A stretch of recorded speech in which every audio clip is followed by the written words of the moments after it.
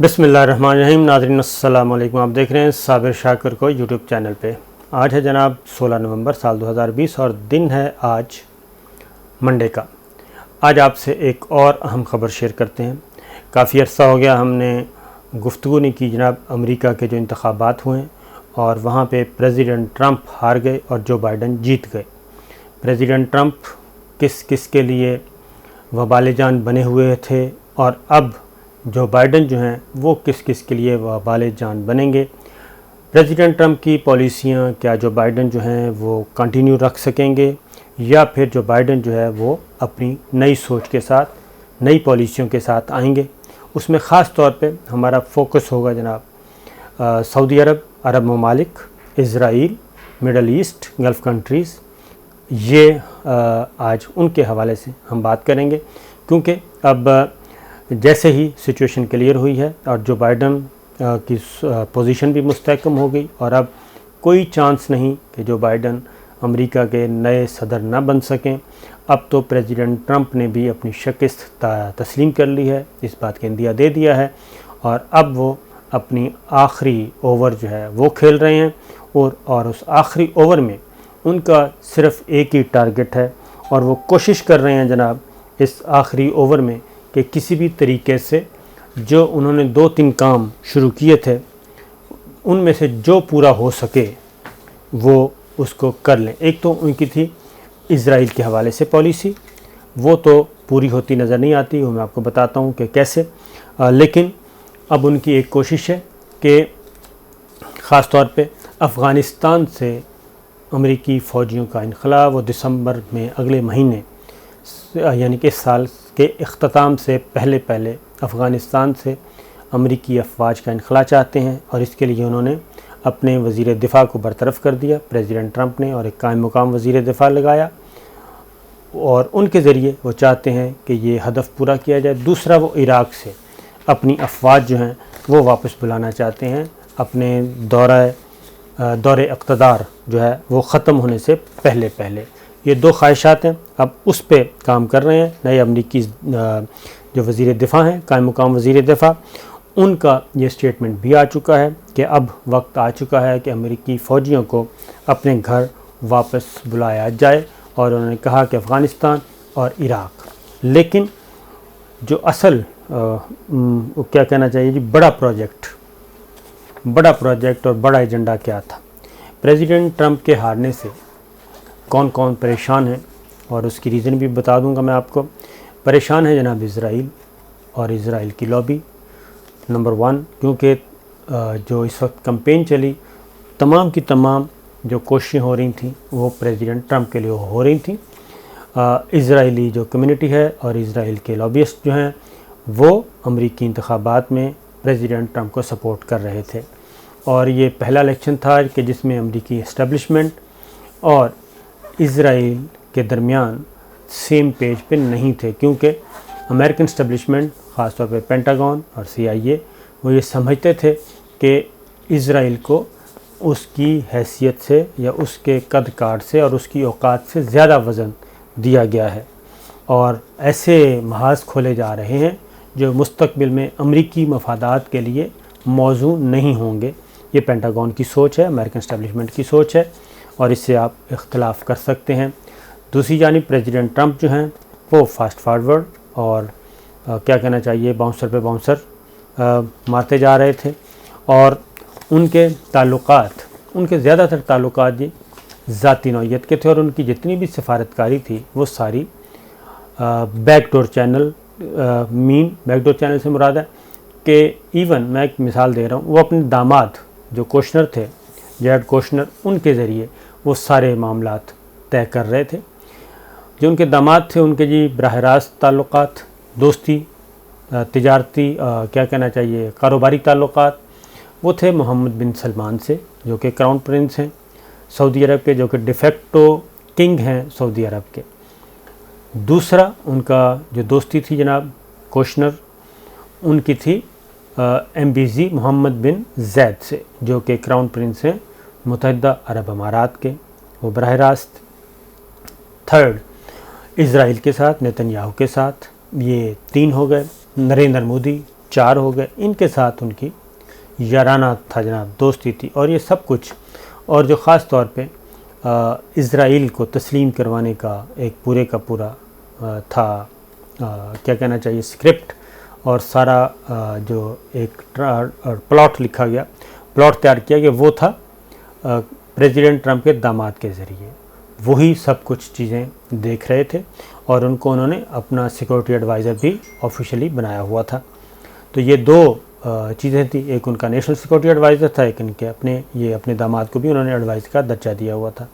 اور یہی کام دیکھ رہے تھے،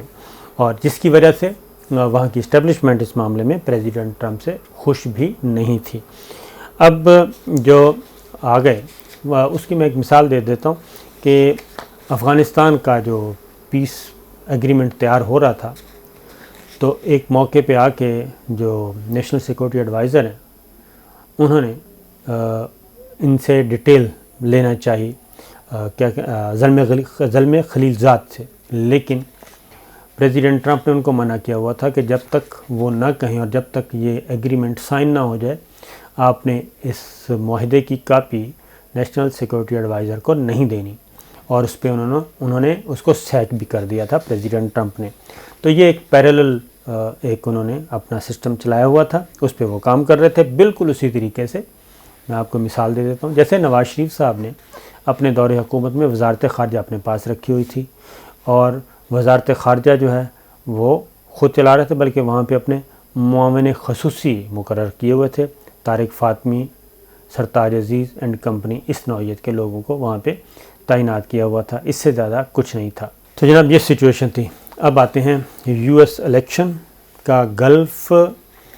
یعنی کہ خلیجی ممالک پہ، خلیجی سیاست پہ، مڈل ایسٹ کی سیاست پہ، اور سعودی عرب پہ اس کے کیا اثرات مرتب ہونے جا رہے ہیں۔ تو پریزیڈنٹ جو بائیڈن جو ہیں ان کی پالیسی کیا ہوگی۔ اب اس سلسلے میں آرٹیکلز بھی آنا شروع ہو گئے ہیں،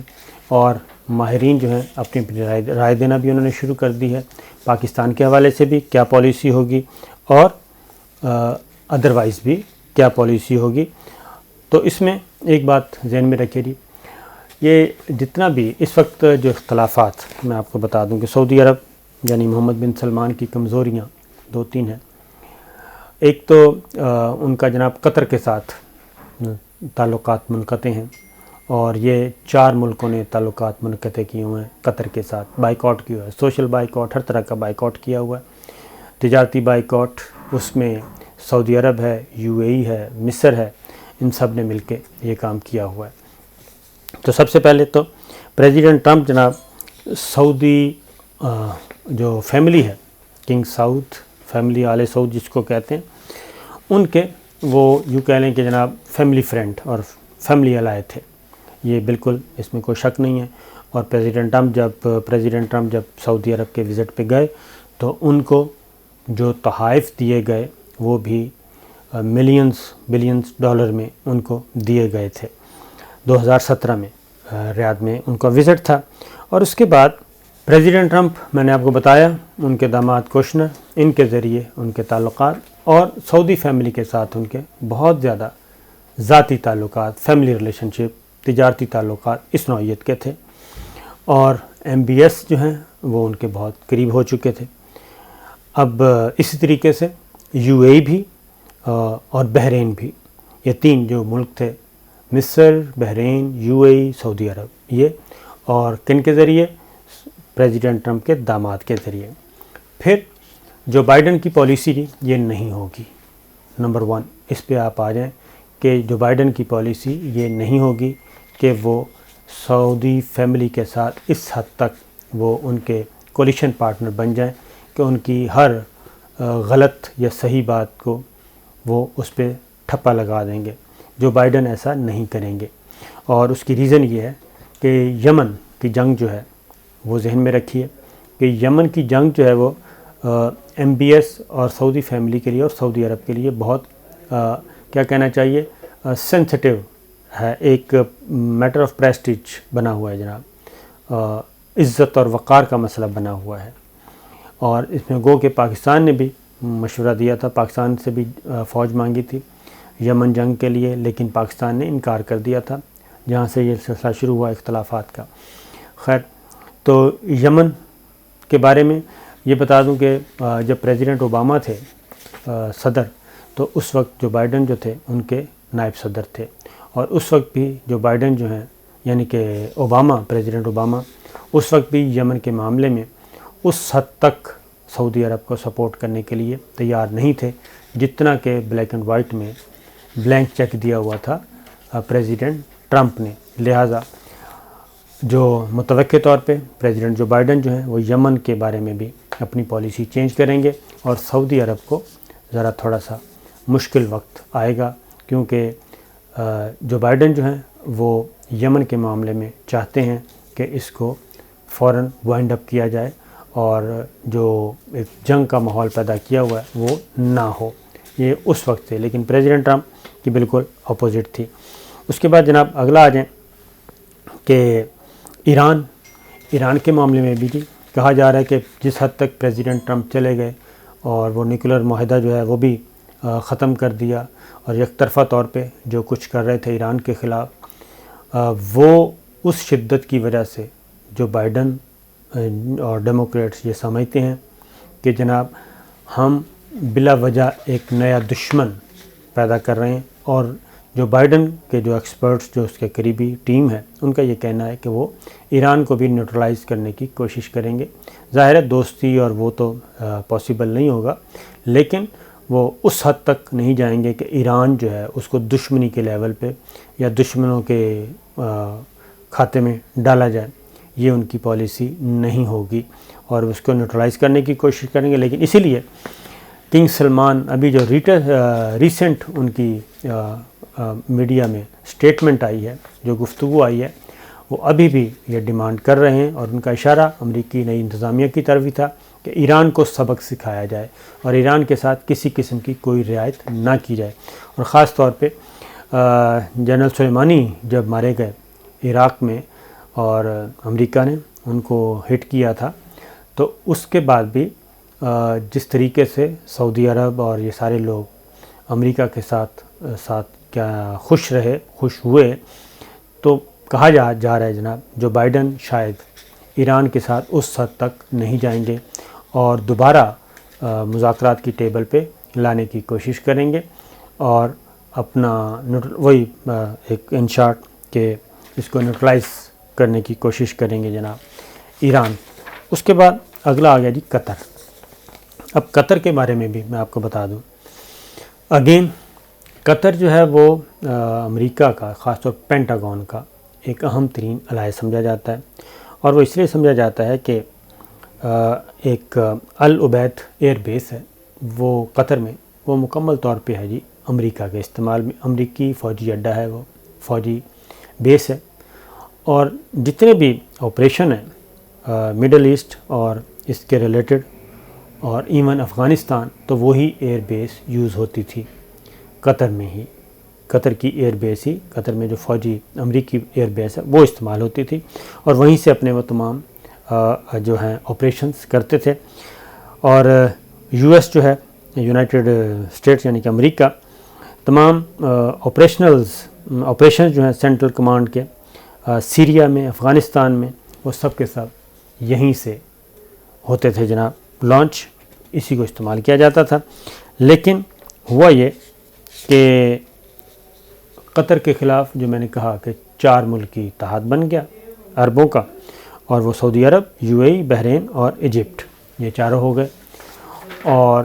پریزیڈنٹ ٹرمپ بھی اپنا وزن جو ہے وہ سعودی عرب ان 4 ملکوں کے کھاتے میں ڈال دیا، اور اس کی ریزن جو بعد آخری دنوں میں آ کے سمجھ آئی وہ یہ تھی کہ اسرائیل کو تسلیم کروایا جانا تھا ان 4 ملکوں سے، سعودی عرب سے، یو اے ای سے، بحرین سے، اور آپ کو معلوم ہے کہ اس پہ کام ہو رہا ہے، سعودی عرب کے ساتھ بھی ایک خفیہ معاملہ طے پا چکا ہے، لیکن اس پہ امپلیمنٹ رک گیا عوامی جو ہے رد عمل کی وجہ سے، جو کچھ مسلم امہ کی طرف سے رد عمل آ رہا ہے، اور اس کے اثرات جو ہیں وہ سعودی عرب دیکھ چکا ہے، وہ فرانس میں بھی دیکھ چکا ہے، وہ جدہ میں بھی دیکھ چکا ہے۔ تو لہٰذا پریزیڈنٹ جو بائیڈن جو ہیں وہ واپس آئیں گے جناب، ان 4 ملکوں پہ یہی پریشر ڈالا جائے گا کہ قطر جو ہے اس کا سوشل بائیکاٹ، اس کا تجارتی بائیکاٹ، اس کا معاشی بائیکاٹ ختم کیا جائے۔ یہ ایک اور ان کے لیے سبکی کا عمل ہوگا۔ پھر سب سے اہم چیز جو ہے وہ ہے سعودی صحافی کا جو قتل ہوا تھا ترکی میں، اور وہاں پہ جو قتل ہوا خشوگی کا، وہ بھی ایک کیا کہنا چاہیے، کہا جاتا ہے کہ اسرائیل کے کہنے پہ پریزیڈنٹ ٹرمپ نے اس پہ بیل آؤٹ کیا تھا MBS کو، تو وہ معاملہ بھی وہیں کا وہیں پڑا ہے۔ اور خاص طور پہ اس میں یمن میں بھی، اور اگلا جو میں آپ کو بتاؤں گا انسانی حقوق کے حوالے سے، جو بائیڈن جو ہیں وہ انسانی حقوق کے حوالے سے بہت کانشیس ہیں، اور وہ اس کو ایک کیا کہنا چاہیے تیز دھاری تلوار کی طرح استعمال کریں گے۔ سعودی عرب کے خلاف بھی استعمال ہوگا، اور یہ بھارتی سرکار کے خلاف بھی ہوگا۔ کیسے ہوگا میں بتاتا ہوں، لیکن فی الحال یہ ذرا سعودی عرب والا معاملہ تو یمن میں ایک تو دوسرا خشوگی والا معاملہ جی، یہ بھی ہونے جا رہا ہے، اور اس کا دوبارہ سے ری اوپن ہو سکتا ہے، کیونکہ اس میں الزام جو ہے وہ آپ کو معلوم ہے، اس کے بیک گراؤنڈ ریپیٹ کرنے کی ضرورت نہیں ہے۔ تو لہٰذا پھر ہیومن رائٹس کے معاملے میں جو میں آپ کو بتا رہا ہوں کہ چائنا کے ساتھ بھی جو بائیڈن کی پالیسی ہے وہ نہیں ہوگی جو پریزیڈنٹ ٹرمپ کی ہے، اور جو بائیڈن جو ہیں وہ اپنی انٹرویوز میں اور الیکشن کمپین کے دوران جو انٹرویوز ہوئے اس میں اس بات کا اندیا دے چکے ہیں کہ چائنا کو بھی وہ اپنی دشمنوں کی صف میں کھڑا نہیں کریں گے، مد مقابل کی صف میں وہ ضرور کھڑا کریں گے، ان کو اپنا مد مقابل سمجھیں گے، لیکن دشمن نہیں بنائیں گے چائنا کو۔ اور اگر وہ چائنا کو اپنا دشمن نہیں بناتے امریکہ، جو بائیڈن جو ہیں، تو پھر اس کے منفی اثرات یقیناً انڈیا پہ بھی مرتب ہوں گے، کیونکہ انڈیا تو اس وقت کیش ہی یہ کرا رہا ہے کہ وہ چین کے مقابلے میں امریکہ کا یہاں پہ فرنٹ مین بن کے کھڑا ہوگا فوجی قوت کے طور پہ، اور اس کو سپورٹ کیا جائے۔ تو جناب یہ ساری چیزیں جو ہیں یہ پریزیڈنٹ ٹرمپ کے جو یہ سارے دوست ہیں، دوست نما حکمران جو تھے، ان کے لیے کوئی اچھی نہیں ہے۔ پھر ہیومن رائٹس کا معاملہ مقبوضہ کشمیر کے حوالے سے بھی، اور ادروائز بھی جو انڈیا میں انسانی حقوق کے معاملے ہیں اس پہ بھی جو بائیڈن جو ہے وہ ٹف ٹائم دے سکتے ہیں۔ تو یہ چیزیں جو ہیں میں نے آپ کے سامنے رکھ دی، اس میں کوئی ڈفرینسز جو ہیں۔ اسی طریقے سے جی پاکستان کا معاملہ بھی، اور پاکستان کے معاملے میں جو آرٹیکلز اور جو ایکسپرٹس ہیں فارن ریلیشنز کو سمجھنے والے ماہرین، وہ بھی یہ کہہ رہے ہیں کہ ٹورڈز پاکستان بھی جو ڈیموکریٹس کی پالیسی ہے وہ بہتر ہوگی پریزیڈنٹ ٹرمپ کے مقابلے میں، اور اس میں پاکستان کو فائدہ ہو سکتا ہے، لیکن اس کا انحصار ہے کہ پاکستان جو ہے وہ کس طریقے سے اپنا کیس جو ہے وہ پٹ کرتا ہے۔ اس کی ریزن یہ ہے کہ دلی جو ہے وہ کافی پریشان ہے۔ وہ انشاءاللہ میں آپ کو اس ویڈیو کا ٹائم پورا ہو گیا، اگلی ویڈیو میں آپ کو ان ڈیٹیل یہ ساری باتیں بتاؤں گا کہ اس کے ساتھ اب آنے والے دنوں میں کیا ہو رہا ہے۔ تو یہ ہے جناب پریزیڈنٹ ٹرمپ کے دوست، جو وہ کہتے ہیں دھوبی کا گھر کا نہ گھاٹ کا۔ تو خیر یہ ساری چیزیں ہیں، دیکھتے ہیں جناب آنے والے دنوں میں پریزیڈنٹ جو بائیڈن جب آئیں گے اپنی ٹیم کے ساتھ اتریں گے میدان میں تو وہ کیا اقدامات کرتے ہیں۔ لیکن ایک بات ضرور کہہ چکے ہیں، وہ مسلمانوں کے حوالے سے اپنی پالیسی، اور ان مسلمان ملکوں پہ جن پہ پابندی لگائی پریزیڈنٹ ٹرمپ نے امیگریشن کے حوالے سے،